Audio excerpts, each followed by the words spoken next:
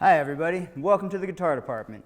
My name is Joe Alton. On this episode we're going to discuss everything about the blues. We're going to talk about the blues form, we're going to talk about that blues shuffle that I played, the other chords that you might play over top of it, we're going to talk about the scale that I just used to solo over top of this, and we're going to cover things with our pedal of the week. Welcome to the guitar department.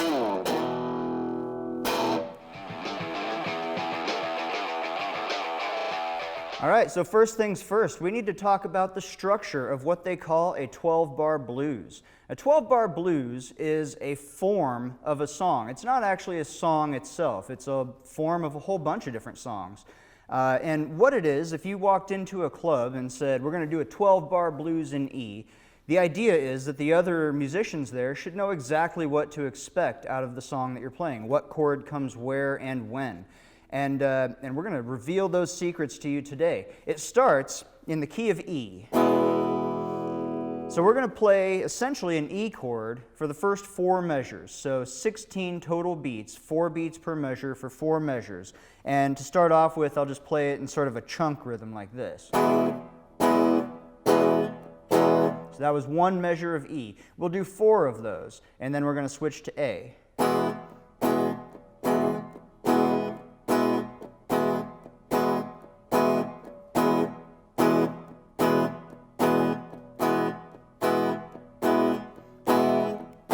There's our A chord. So we do the A for 2 measures, and then we'll go back to E for 2 more measures.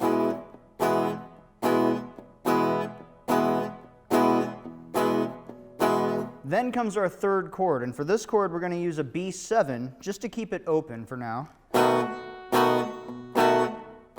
Just 1 measure of B7, then we're going to go 1 measure of A. And then back to E for 1 measure. And then that last measure, we've done 11 measures. The 12th measure is usually what they call a turnaround, where we end up back on the B7 chord. And that brings us back to the very beginning, where we play the whole thing again.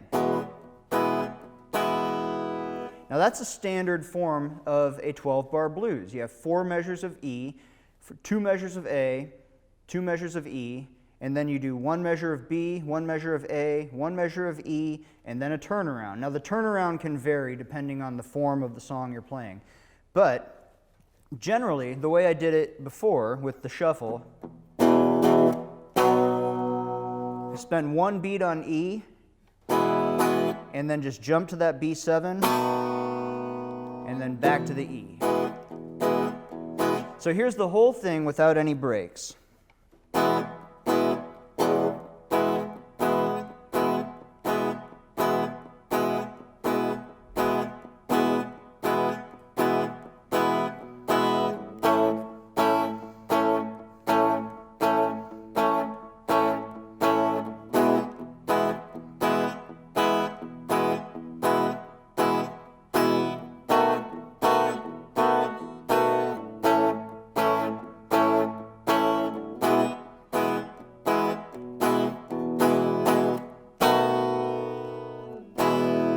That brings us back to the beginning, and the idea is that you would just cycle that through as the rhythm player as many times as necessary to get the melody of the song and then the solos out of the way. And that's part of the blues tradition, is having everybody who would like to solo over top of the song that you're playing.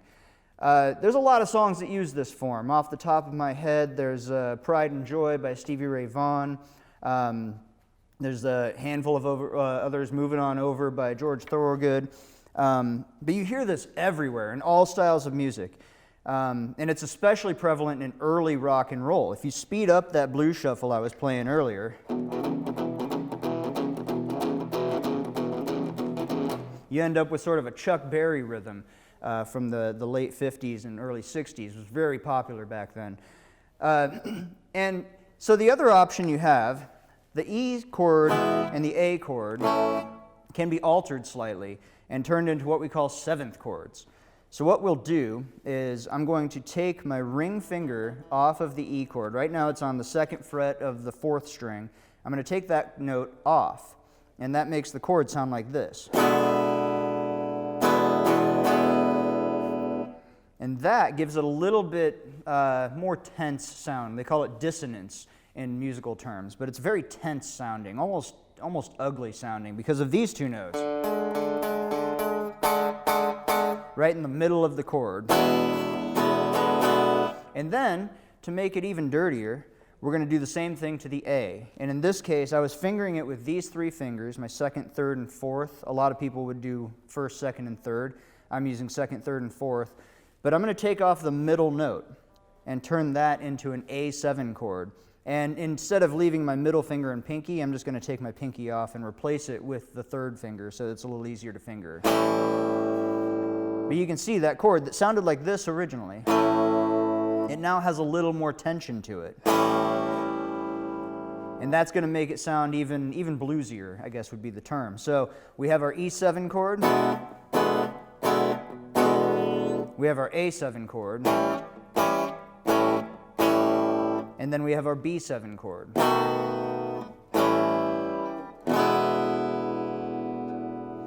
And those are the chords that we're going to be using to make up blues when we play whole chords in this form. So here is the whole cycle again with 7th chords in place of the regular triad chords.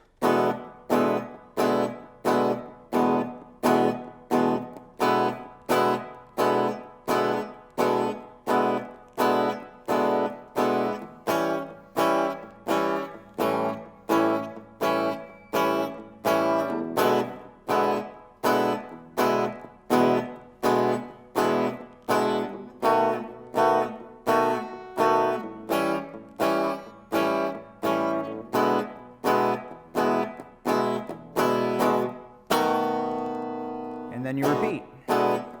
You just keep that rhythm going on until the song ends. And that's the basic form of a 12-bar blues. Now, that's not the only thing you can do with it. As you saw me doing earlier, I had what they call a shuffle rhythm going. So instead of playing whole chords, I was playing a basic E power chord. Musically speaking, it's an open 5th. And then I was replacing this note, the 2nd fret on the A string, it's a B, with this note, the 4th fret on the A string, which is a C sharp. And I was leaving my pointer finger in place while I did that. If you put 2 fingers on the same string, the higher finger wins. So there's no need to move the pointer finger if you don't have to.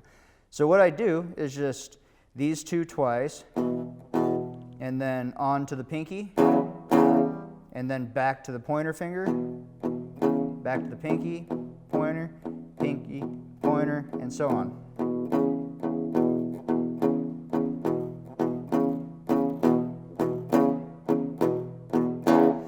And that carries a rhythm to it. I'm carrying a rhythm with it that is sort of a swing shuffle rhythm. The 1, 2, 3, 4, 1, 2, 3, 4. That's what they call a swing 8th rhythm. And the other way to play it, the less common but still acceptable way, is to just play that without the swing. So 1 and 2 and 3 and 4 and.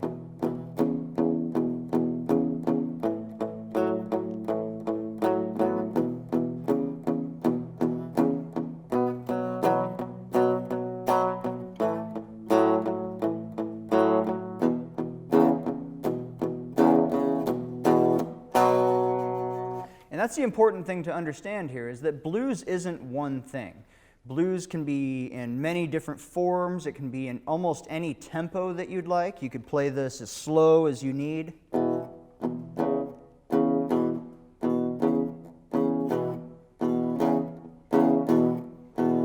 Or you could bring it up really quickly and do a much faster blues.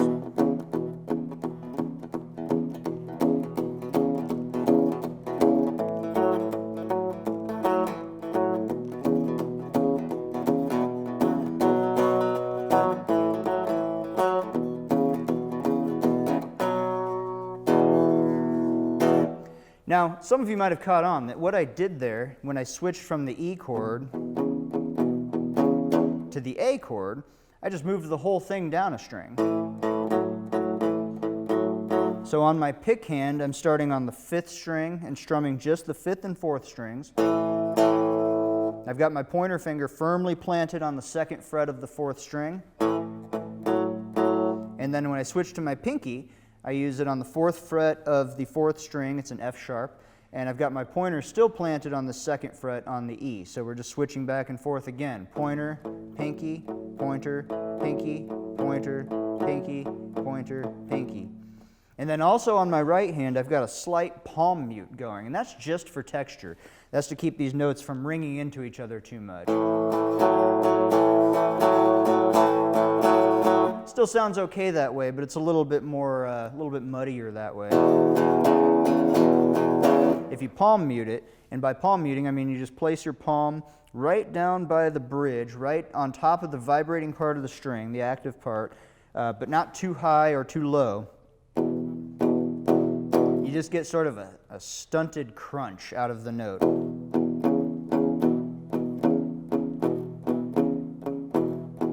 We'll talk more about palm muting in the coming weeks, but that's one of the more important parts of the way I'm playing this.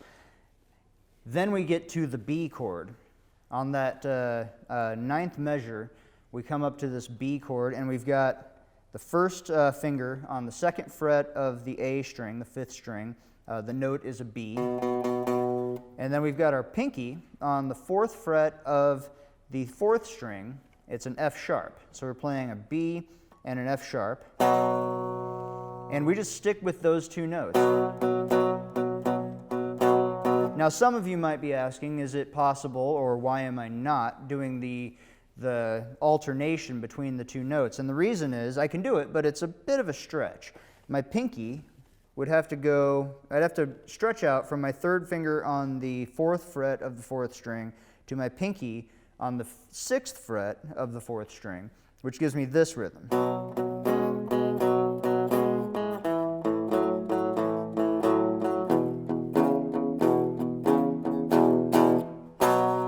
So it is possible, I can do it, but you can see that's kind of a big stretch for the average pinky. So when you start out playing the blues, you might want to just focus on keeping those two notes together. And then keeping the shuffle, the alternation down to the A chord and the E chord.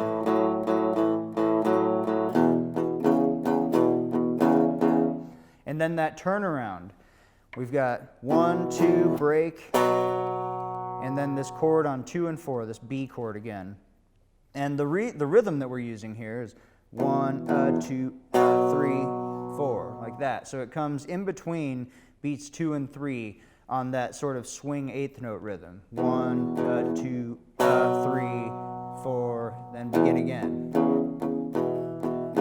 And to keep that rhythm going for me, I had a looper pedal down here where I just played the rhythm and then I tapped on it a second time and it keeps playing. We'll get more into that in the coming weeks. But that basic form, just E chord for 4 measures, then A chord for 2 measures, back to the E, and then B, A, E, and then a turnaround. And that's your basic 12-bar blues form, and that will get you through just about any blues jam session that you might encounter. It's a lot of fun, so if you get that form down, make sure you practice it really hard, but it'll be with you forever. So.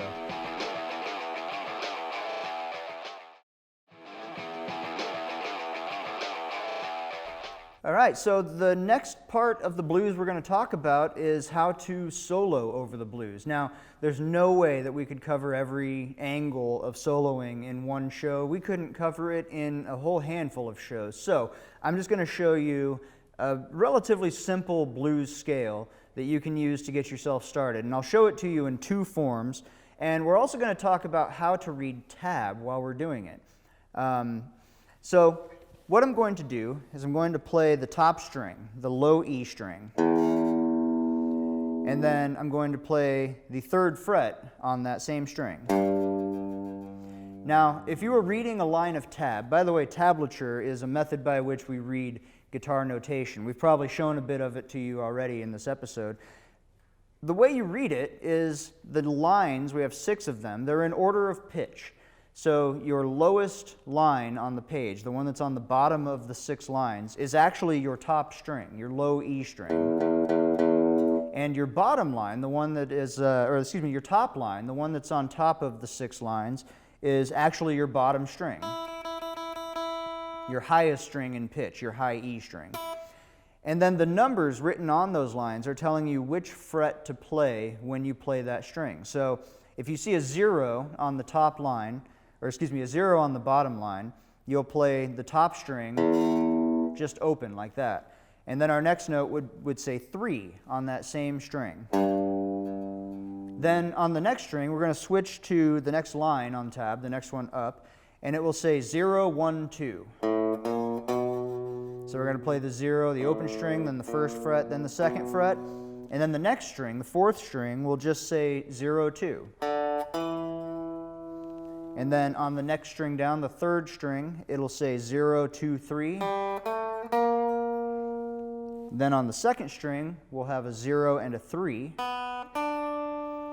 And then on the top string, we'll have another 0 and a 3. The scale that gives you sounds like this.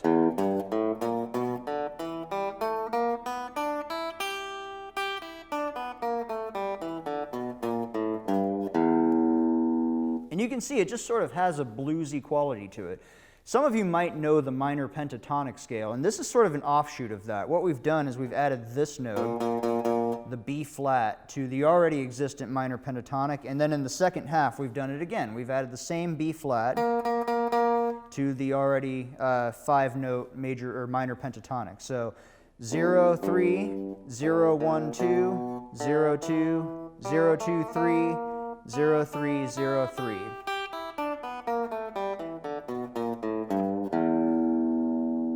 And then, if you want to add a little extra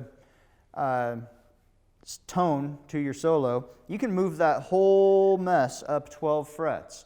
So all of your 0s turn into 12s, and all of your 3s turn into 15s, all of your 1s are now 13s, and all of your 2s are now 14s. And what that gives us looks like this. 12, 15, 12, 13, 14, 12, 14, 12, 14, 15, 12, 15, 12, 15.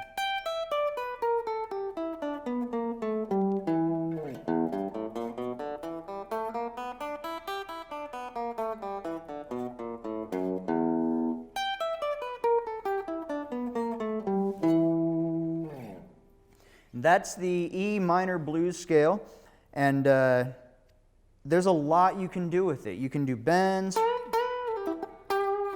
you can do little vibratos, you can do double stops, you can add notes in between, you can do hammer-ons, little pull-offs. It goes on and on. We could rant about this scale for weeks, and of course there are ways to fill in the gaps between the 2 patterns that I've just shown you.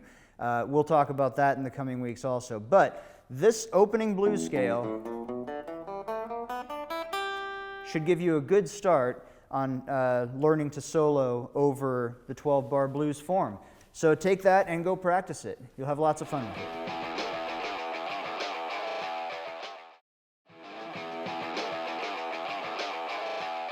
All right, now it's time for us to enter the tone zone with our pedal of the week. And today, to follow up with our blues theme, we've got the Boss BD2 Blues Driver. This is an iconic pedal. It's been used by so many people over the years. You can find it on John Mayer's pedal board.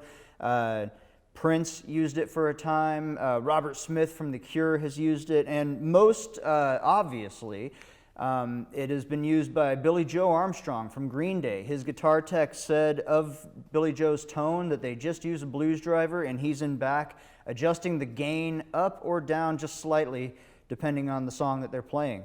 And let's take a look at it. So we've got 3 knobs, as do most gain or drive pedals. On the far left, we've got the level, which is just set so that it doesn't give us too much of a boost. Sort of keep the volume flat. In the middle, we've got the tone. So if I turn that all the way to the left.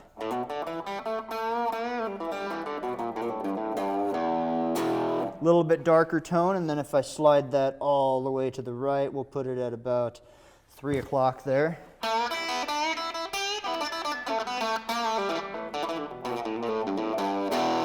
You can see that's a little bit brighter. And then where it really becomes interesting is with the far right knob. I'm going to set the gain kind of low. It's set to about 9 o'clock. If you think of it like hands on a clock, it's set to about 9 o'clock. And it has a little bit of a breakup quality to it. You can hear it's kind of clean sounding at first. But when you really dig in, you can still just hear a little bit of crunch in there. And that's how a lot of people use this, is just to add that little bit of crunch to their blues soloing or to their rock soloing. But that's not all it's used for. I'm going to crank it up to high noon. So we've got the gain level set to straight up and down.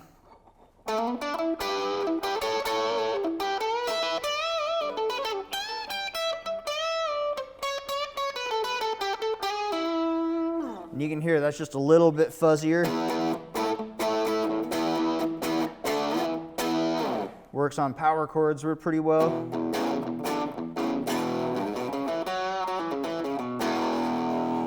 And then if I crank it up all the way, this is about as distorted as this pedal gets.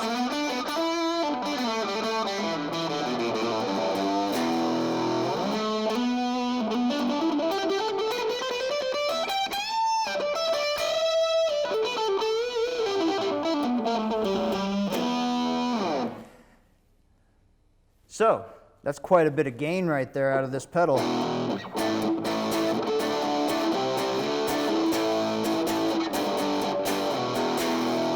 And you can hear how Green Day might be using that. They're sort of a punk power chord sort of band.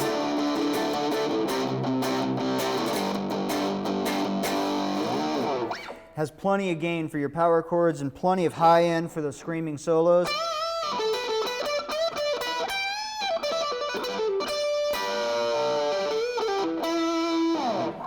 And so the obvious question here is, why do I have two?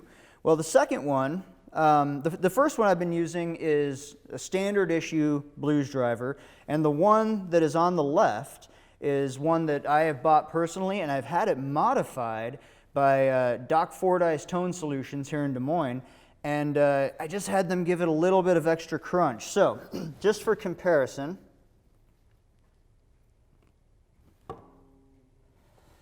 I have them both set with the gain to about 9 o'clock, and I've got the level, or the tone, set just about even on both of them at high noon. So here's the first one, the standard issue one.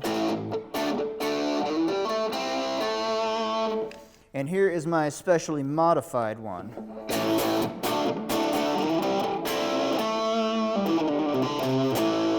Now, I don't know how well you can hear the difference there, but on the first one, just a little bit thinner sounding. It's not a bad sound by any means. A little bit more high end. And then when I asked Doc Fordyce to take care of this for me, I told him to just give it a little bit more. I didn't even say anything more than that, and he gave me that.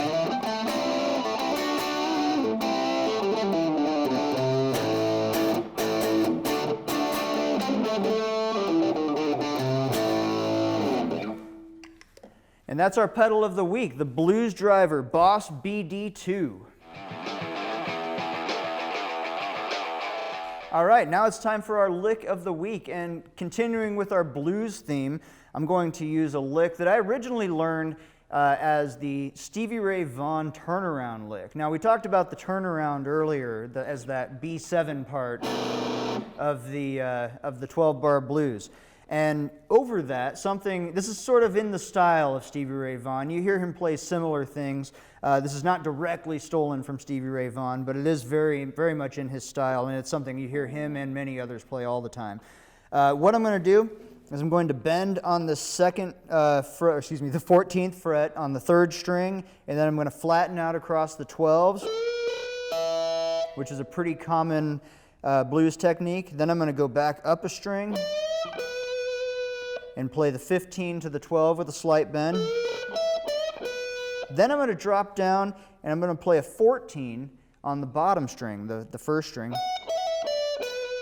And then a quick hammer on from 12 to 14, 15, 12. And then you can sort of close it out however you want. At that point, Stevie just sort of goes off on whatever he wants. So we'll just end it that way. So the whole thing.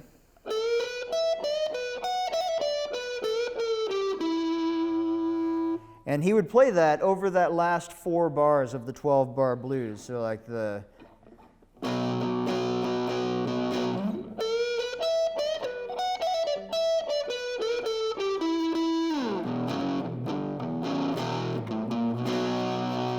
right about there. Let's hear it one more time.